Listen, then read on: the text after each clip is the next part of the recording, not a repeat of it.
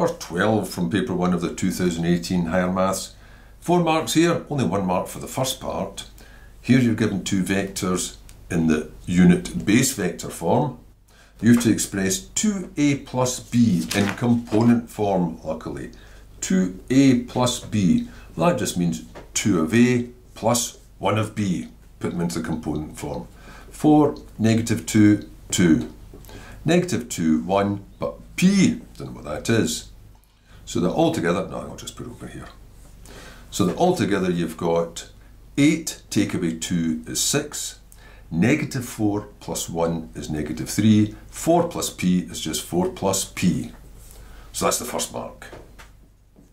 Second part says, hence find the values of p for which this thing is true. Well, that stands for the magnitude of the vector. So the magnitude of the vector is 7. And the way you get the magnitude of the vector is, it's the square root of the squares of the components.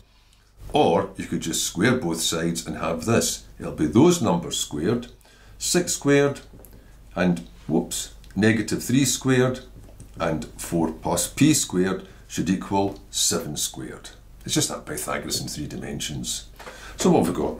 36 plus 9, then square out that bracket, square the first, twice the product, square the last, and that's 49.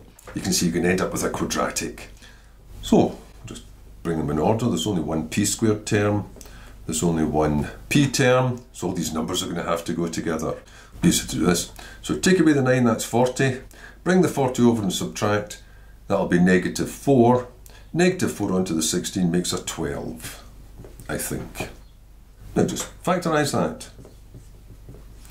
Well, factors are 12, 1 and 12, 2 and 6, 3 and 4. Add to make 8, so 2 and 6. So it must be the p times the p, the 2 and the 6, the plus and the plus. So p equals negative 2, p equals negative 6.